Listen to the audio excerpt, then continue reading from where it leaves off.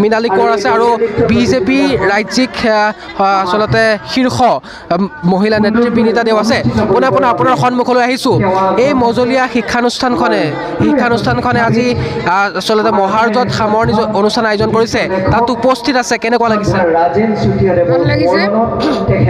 এই স্কুলখনৰ লগত মোৰ বহুদিনৰ সম্পৰ্ক, যিহেতু ইয়াতে মোৰ বাইদেৱে কাম কৰিছিলে, গতিকে স্কুলখনৰ উন্নতি দেখি ভাল লাগে।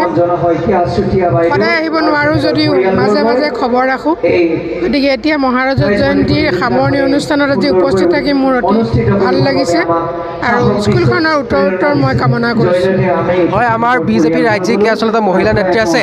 বাইদেউ কি ক'ব খুজিব আজি ভূপেন হাজৰিকাৰ আজি গীতৰ আধাৰত ইয়াত ছাত্ৰ ছাত্ৰীসকলক উলিয়াই নিয়াৰ প্ৰয়াসেৰে আজি সৃষ্টিশীল নৃত্যৰ প্ৰতিযোগিতা আয়োজন কৰিছে?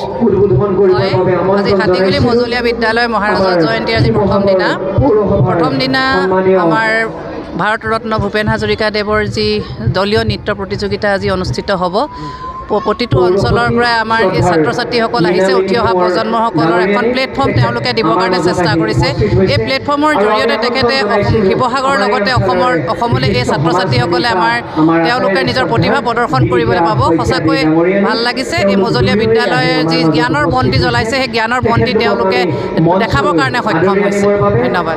হয়, আমি দেখুৱাইছোঁ যে মহাৰজক জয়ন্তীক লৈ আচলতে যি সামৰণি অনুষ্ঠান, মহাৰজত জয়ন্তীৰ যি সামৰণি অনুষ্ঠান, এই সামৰণি অনুষ্ঠানক লৈ হাতীগুলি মজলীয়া পাঠশালাৰ বৰ্তমান উখল মাখল পৰিৱেশ। আৰু মিলন ডাঙৰীয়া আছে, কি ক'ব খুজিব এই অনুষ্ঠানটোত উপস্থিত থাকি কেনেকুৱা দেখিছে? খুব ধুনীয়া এটা আয়োজন কৰিছে।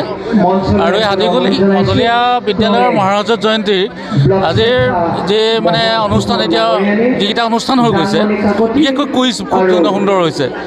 আৰু এতিয়া ৰাতি আছে এয়া আমাৰ সৃষ্টিশীল নৃত্য ডক্টৰ ভূপেন হাজৰিকাৰ মনত উৎসৰ্গা কৰিছে। গতিকে অতবৰ্ষ চলি আছে ভূপেন হাজৰিকাদেৱৰ। গতিকে অতি সুন্দৰ হ'ব বুলি আমি আশাবাদী আৰু ৰাইজৰ উৎসাহটো এইটো মানিবলগীয়া। বৰ সুন্দৰ হৈছে।